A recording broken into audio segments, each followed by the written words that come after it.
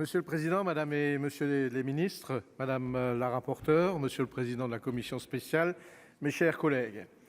ce texte, qui porte l'ambition louable que nous partageons, met en œuvre des engagements majeurs du Gouvernement, pris notamment lors du dernier comité interministériel de la transformation publique, à savoir rapprocher l'administration du citoyen en simplifiant ses démarches et faciliter le développement des entreprises en accélérant les procédures administratives.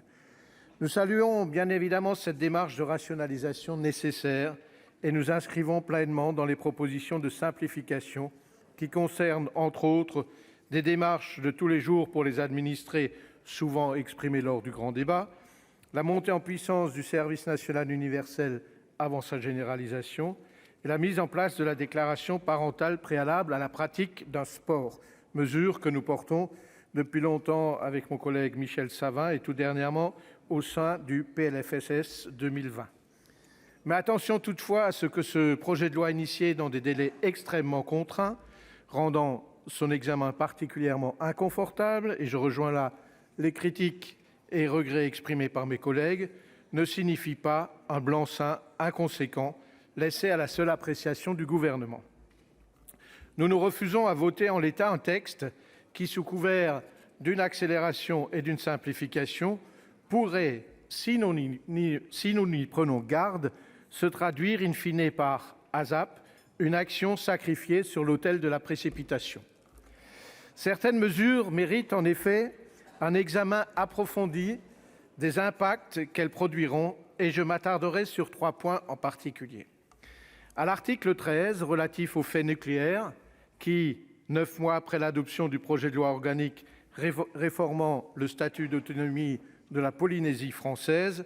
revient sur les déclarations du Gouvernement fortement attendues par les Polynésiens en supprimant la CCSEN.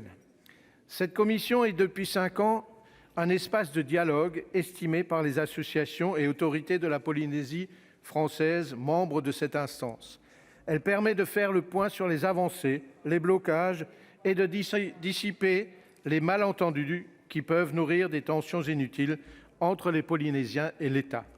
Notre groupe a ainsi déposé un amendement de suppression de cet article afin de préserver ce lien nécessaire qui est garanti par cette structure. À l'article 33, sur l'épineux problème de l'ONF,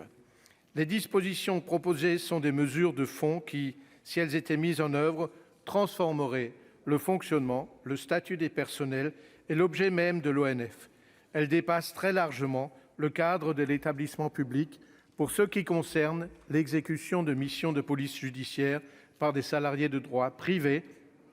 qui est un sujet concernant l'ensemble de la fonction publique et qui, à ce titre, mériterait un débat de fond au Parlement. L'habilitation à légiférer par ordonnance ne nous paraît dès lors pas opportune, les implications juridiques pouvant être lourdes. Concernant la gouvernance de cet établissement, nous nous inscrivons dans la droite ligne de la résolution du Congrès des maires qui appelle à ce qu'elle soit envisagée en concertation approfondie avec les élus. Gageons que les amendements déposés en ce sens, entre autres par ma collègue Anne-Catherine Loisier, prospèrent en ce qu'ils offrent une gouvernance plus partagée et plus proche des réalités. Enfin, à l'article 36, qui prolonge et complète l'habilitation de l'article 50 de la loi dite ESSOC dans la perspective de réformer l'ensemble des modes d'accueil et de pilotage local,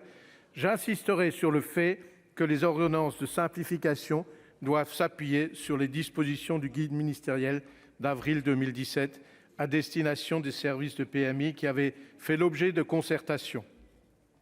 En tout état de cause, il n'est pas question que les normes retenues aboutissent à la fermeture de places d'accueil existantes. Il n'est pas question non plus que le schéma départemental de services aux familles se transforme en outil de planification obligatoire de l'offre. Donc il faut négocier dans le respect du principe constitutionnel de libre administration des collectivités locales et sans dilution de la place des élus pour préserver une approche au plus proche des territoires.